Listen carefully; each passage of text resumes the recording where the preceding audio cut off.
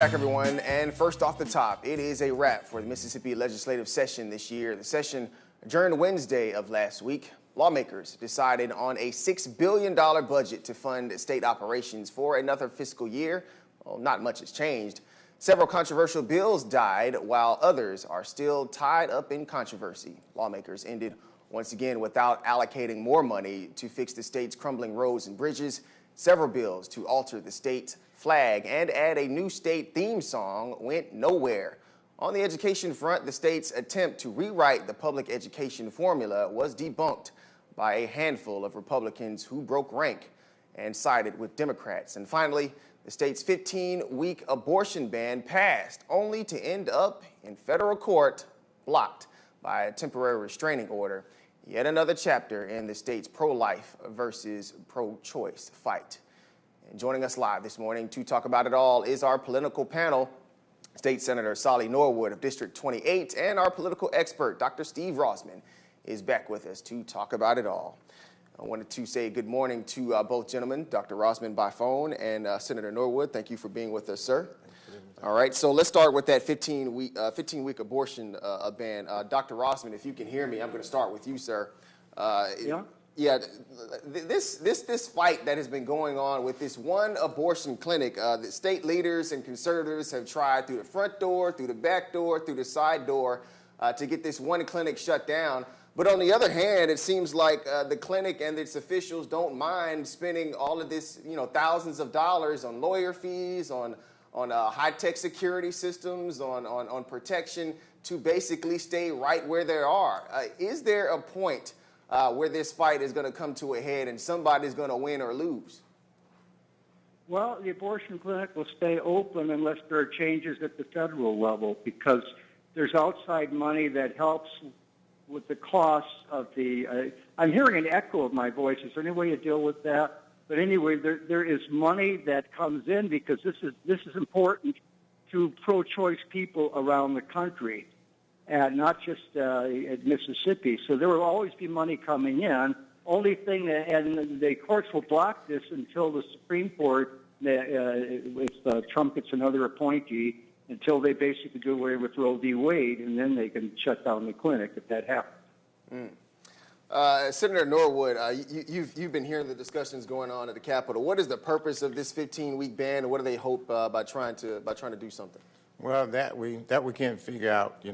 We've had internal discussions about it, but there's been no movement. The guys that's for it, there's no change, and they would rank and support other issues, but that's not an issue that they would budge on. We tried to get them to budge on rape and incest, and they said no. There was no compromise with that. So it's a never-ending battle. And one of the things is, I think, as the governor stated, Mississippi want to be the top in terms of banning of abortion. We have now the strictest abortion law in the United States, and that's I think there are certain circumstances that we definitely need to have that. And personally, it's up to the lady, her God and her family to make that decision. That's not something that I think we should be, getting that deep into. Yeah. Dr. Rossman, lastly on this topic, it just seems, as long as this debate has gone on, and we're not here to talk about, whether or not, who sides with whom, but as far as this one clinic is concerned, I've been there several times and interviewed the folks there. These folks come to work, with fear a lot of times. They fear of protesters doing things to them. Some of the folks that work in this clinic, they get death threats on a daily basis. Is it really worth it at the end of the day to continue to put up this fight? And also your thoughts on Judge Carlton Reeves and what he might decide on this 15-day abortion. Well, as long as the Roe v. Wade is there, then trying to cut back the number of weeks, the question is, say 15, they'll go for 10, and then try to knock it out completely, because they're not concerned about women's health. They're concerned about the fetus being born. And the problem is that once they're born, they don't give a darn about them, because they don't care about poor children. The thing is, cut back taxes, and they really don't care what happens once you get on board. So that's what's hypocritical. But the thing is, if people are committed to a cause on one side or the other, they're going to stick with it. And the abortion clinic workers are right to think that there could be violence because the people who are anti-choice, some of them are violence prone, and they think they're saving lives, and that other people are killing children. So yeah, they have a right to be very concerned. But this is going to go on because the people running the clinic are committed to it, and they'll get the protection and they'll get support from outside the state because of the importance of this issue nationally. Yeah. All right, Dr. Rossman, switching gears now. We're talking about kids, and we're going to switch to education. Senator Norwood, exactly what happened with the education? We know that that the state ultimately decided not to go with Ed Bill's recommendation to change the funding education formula.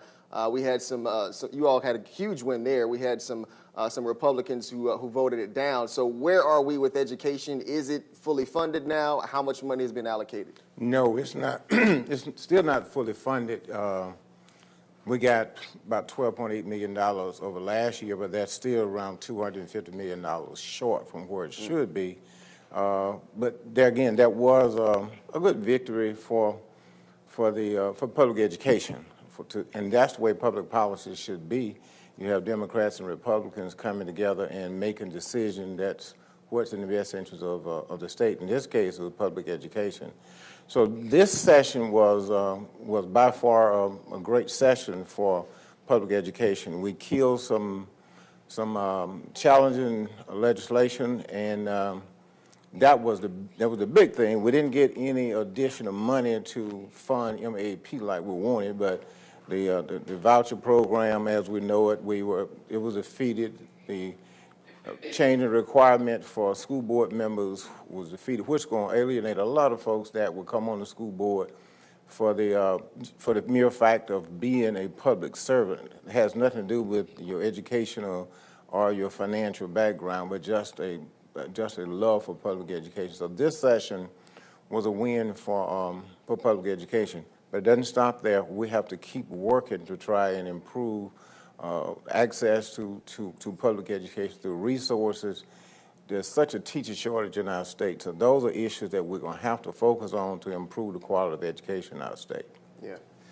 Dr. Rossman, we pride you, sir, on being the wise one when you come on the show, but you made a prediction that all of us couldn't have foreseen as far as this Ed Bill recommendation. You predicted that the state would adopt it, which they didn't. Were you really shocked to hear that news? I wasn't really shocked, given all the circumstances involved. I didn't think that the Republicans would break ranks the way they did.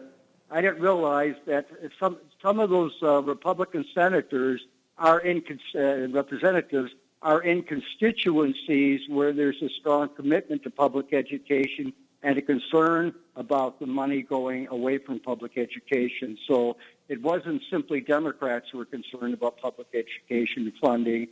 And of course, a lot of the effort to support choice was to be able to pay for the private education that a number of whites have escaped to. So, I didn't think that Republicans would break ranks the way they did, but so my prediction was wrong. Yeah. Dr. Rossman, switching gears now to talk about transportation. Last year, if you remember, they ended the session and had to go back in session to fully fund MDOT. We seem to have some similar kind of riff here where those funds that MDOT has been asking for to improve roads and bridges, they still didn't get. What do you see going on here politically?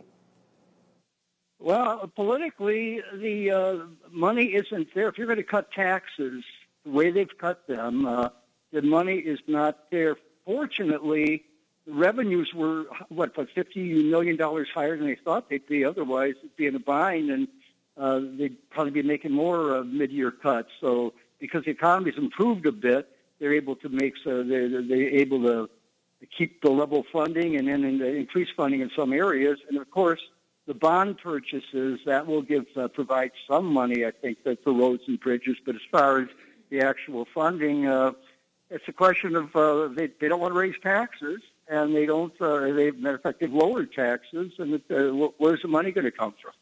Yeah, Senator Norwood, to his point there, we've seen this argument about transportation go on for quite some time, and there have been several ideas to try to increase funding within our state. The lottery being one of them. That failed again, evidently. Talk a little bit about that, if you would. Well, we never really had a true discussion about how to fund it. There have been conversations about the user tax. There have been conversations about all types of ways that the lottery, that we actually could fund it, but nothing has ever been vetted for a full conversation. And that's one of the things that we happen to do so often, is not just sit down. We sit down and talk in silos, my little group here and your little group there, but we never really get together and talk about, potential solutions to it. So that's what's challenging us. We did allocate $50 million to roads and bridges, but that's through the bond program, in which, it's just a drop in the bucket. Now, the Bridge Act that was proposed, right. Again, it was not something that was vetted. It was just, thrust upon us. There was no clear indication of where the money was going to come from, if the money was really there, and it failed, and that was the main reason that it failed, because we really didn't have opportunity to vet it. You're talking about raising taxes from the locals having to raise taxes, the cities and the counties to support it, and that was just not an option, especially when we have given all these tax breaks to major corporations, and a lot of the major corporations are the ones that will be using these the roads and the bridges, and we've not begun to see the payout, and we definitely have not seen the pay in, because the tax increase went up prior to the end of the session, but it was still not at a level of to desire to keep fully funding public entities here in the state. All right. Really quickly, Dr. Rosman, 1 minute, we got to go. Your thoughts on there have been several pieces of bills that have been presented to change our Mississippi state flag, and also the Mississippi state song that went nowhere this legislative session. Are we going to continue to see that pattern?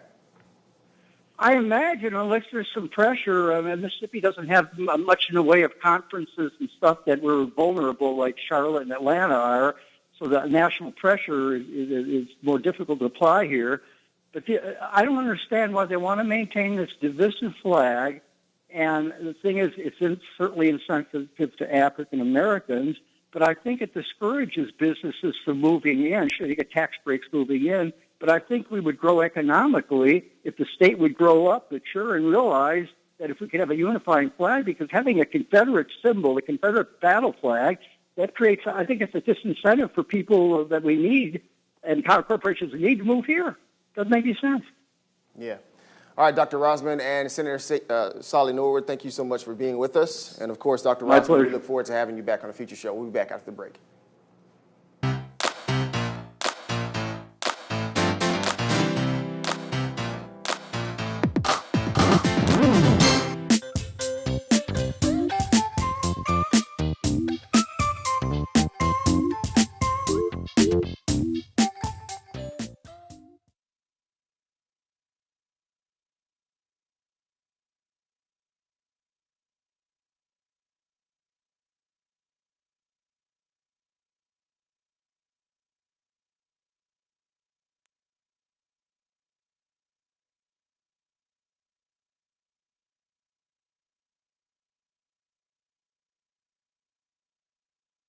For donating supplies.